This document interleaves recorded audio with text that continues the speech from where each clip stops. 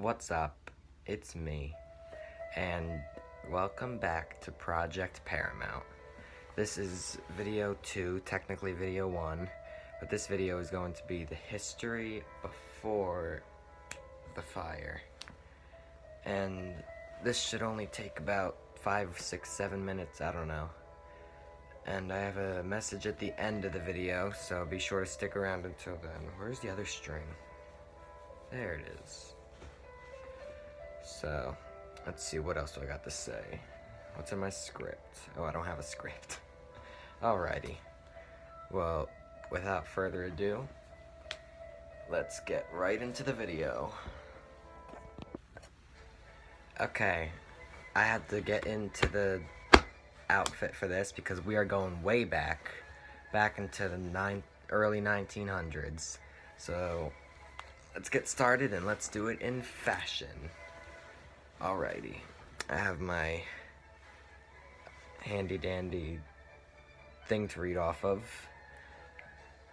So, let's get started right now. This is the first of many things. One of 30 hotels in Parksville, the Paramount survived by adapting, and several years ago it was renovated and became a part of the Best Western franchise. That happened in late 1900s, I think. And this is what the hotel owner said after the fire. Oh yeah, should I save that for the next one? Okay, fuck it. I'll just say this one thing now. While I had a hotel, this is what he said. While I had a hotel, I was a very successful hotel owner. As a matter of fact, it was probably one of the most successful hotels in Sullivan and Ulster counties.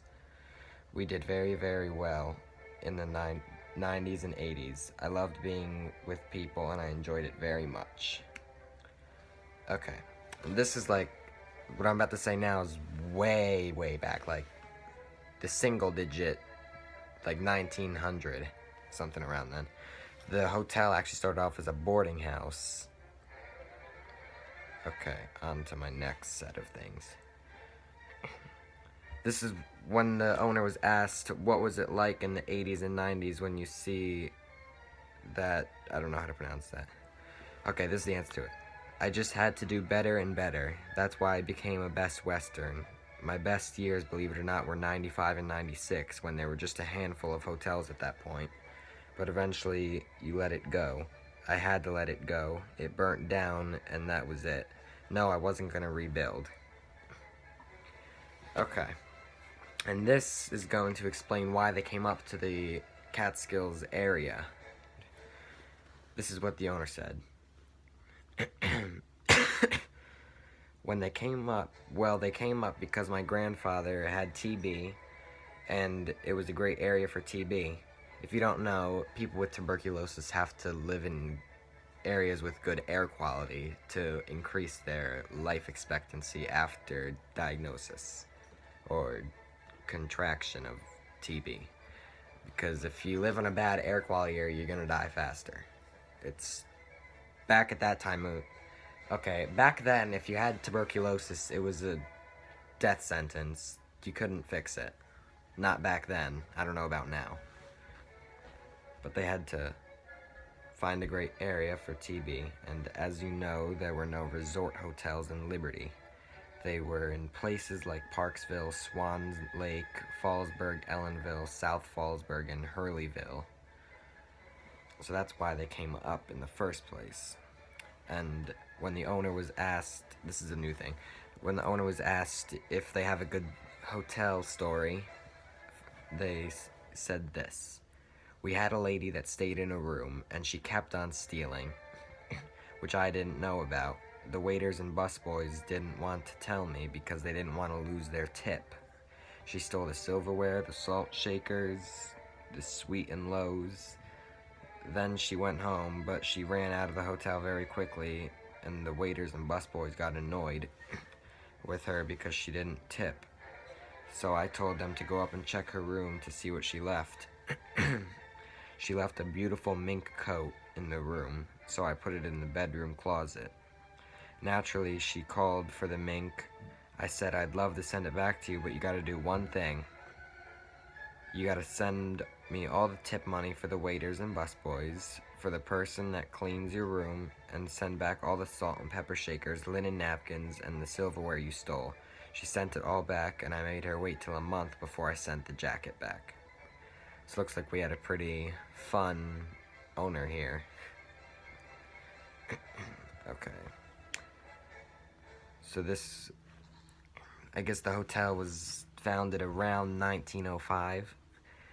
This is the Gasthalter family first moved to Parksville in 1905.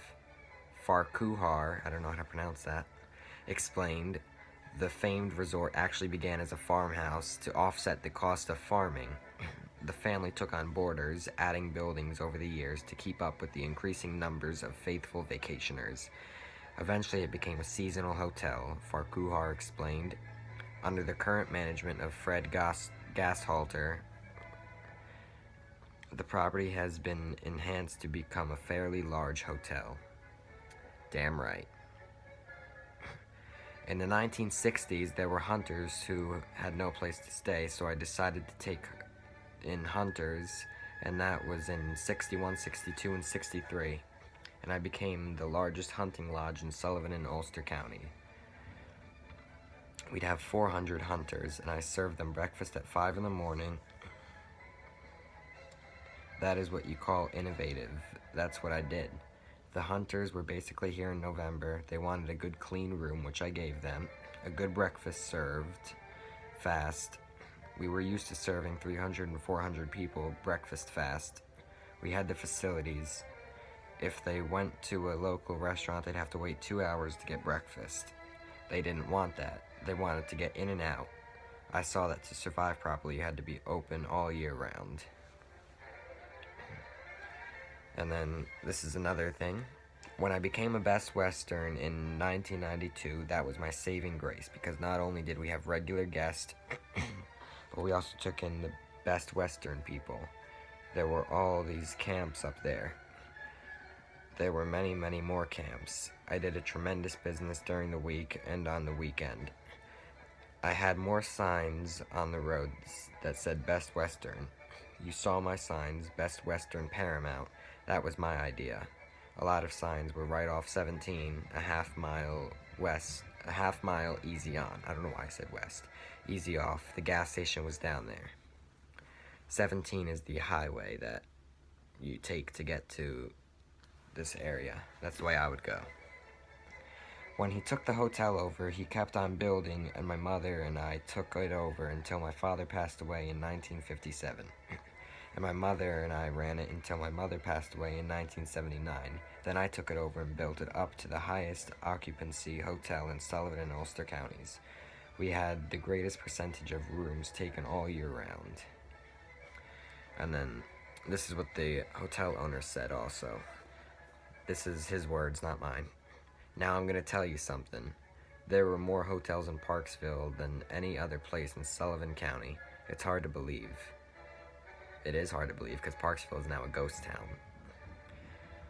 Okay, and then this is also his words. We were there before almost any hotel in Sullivan and Ulster County. Okay, that is the end of this section of the video, but stick around for a few more minutes because I gotta explain something.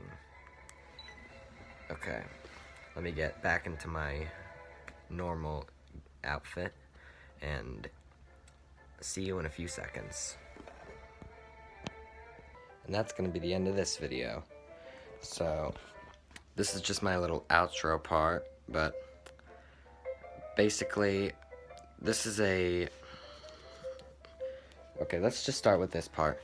I know this doesn't seem very interesting as of now, but trust me, you're going to want to know some of this stuff, because when we go to explore the hotel, it might be a bit more interesting knowing that you're watching me walk down what this place used to be.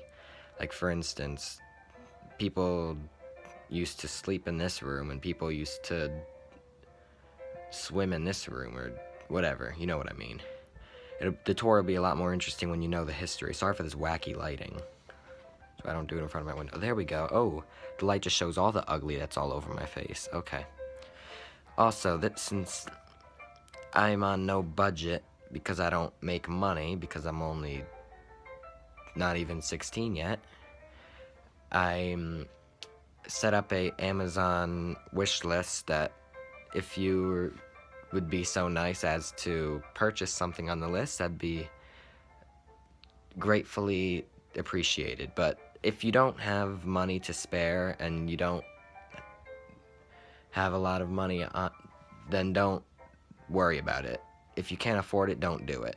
Please, don't do it if you can't afford it. But the link will be in the description, so just check it out. Again, if you have enough money. Like I said, do not do it if you can't afford it. So, that's it for this video. I'll see you sometime soon for part 3. And that's going to be the history after the fire. Goodbye.